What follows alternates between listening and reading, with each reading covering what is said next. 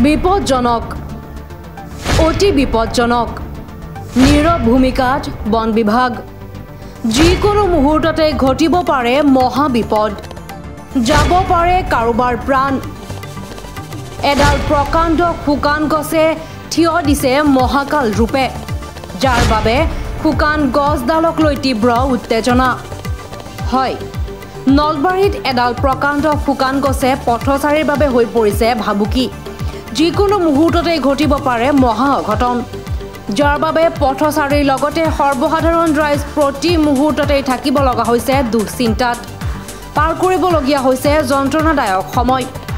নলবাৰীৰ গণেশ মন্দিৰ চকৰ ৩১ নং ৰাষ্ট্ৰীয় ঘাইপথৰ পৰা ধমধমা বাগানপাৰা হৈ যোৱা পথটোৰ গাতে থকা এডাল প্ৰকাণ্ড শুকান গছ এতিয়া শুকান গছডাল অতি ব্যস্ত পথটোৰ বাবে হৈ পৰিছে ভাবুকি মানে হৈছে কি আপোনাৰ এইডাল গছৰ বিষয়ে আমি আজিৰ পৰা 2 বছৰমান আগতেই ছ'চিয়েল মিডিয়া দৰখাস্ত কৰা বিভাগীয় বিভাগক এইবিলাকক কৰিছিলোঁ কিন্তু তেওঁলোকৰ কাম সাৰেই নাই দেখোন এতিয়াতো এনেকুৱা অৱস্থা এটা হৈছে যে বন বিভাগে এইফালে হাতীৰ উপদ্ৰৱ আমাৰ এইটো ফালত আৰু এইডাল শুকান গছ এনেকুৱা ধৰণৰ গছ আৰু হয়তো ৰাস্তাত আছে বহুত ওলাব তো এইবিলাকতো বিপদসংকুল অৱস্থাত আছে বৰ্তমান এতিয়া আমি ধৰক এইফালে কিমান পথচাৰী অহা যোৱা কৰে গাড়ী মটৰ অহা যোৱা কৰে পিকনিকৰ সময়ত তাতে আকৌ এইখন বজাৰ আছে ইয়াতে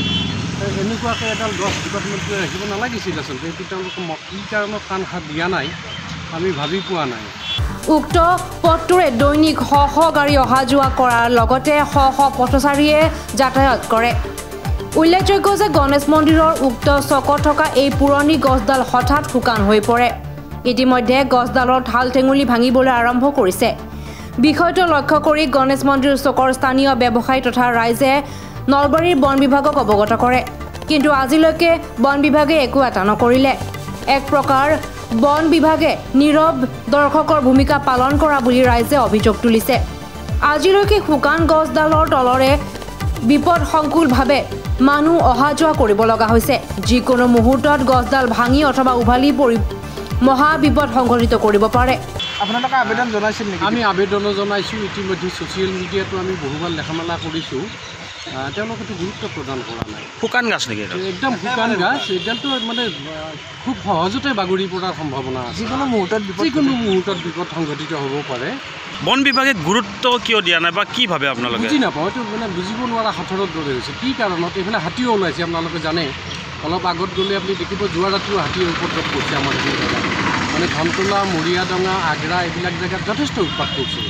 এইটোতো বন বিভাগতে পৰে হাতীটো এই গছডাল যেনেকুৱা অৱস্থাত ৰাখিছে হাতীবিলাকৰ পৰা সেনেকৈ উন্মুক্ত কৰি পেলাই আমাৰ ধৰক পথাৰবিলাক খাই নষ্ট কৰিছে ধান খেতি নষ্ট কৰিছে সেইবিলাকত আমাৰ গুৰুত্ব দিলে ভাল আছিল এই ক্ষেত্ৰত নলবাৰীৰ বন বিভাগ নীৰৱ ভূমিকা গ্ৰহণ কৰে একদম নীৰৱ ভূমিকা গ্ৰহণ কৰিছে কি আহ্বান জনাব বন বিভাগ এতিয়াতো আমি তেওঁলোকক বাৰে বাৰে কৈ আছোঁ আৰু তথাপিও পুনৰাই ক'লোঁ যে কথাটো নযাব গণেশ মন্দিৰৰ পৰা ধমধমা বাগানপাৰা হৈ যোৱা অতি ব্যস্ত পথটোৰ পথচাৰীৰ বাবে বিপদজনক প্ৰকাণ্ড শুকান গছডালক লৈ এতিয়া তীব্ৰ উত্তেজনা বিৰাজ কৰিছে ৰাইজৰ মাজত ভৱেশ কুমাৰ দাসৰ ৰিপৰ্ট DA365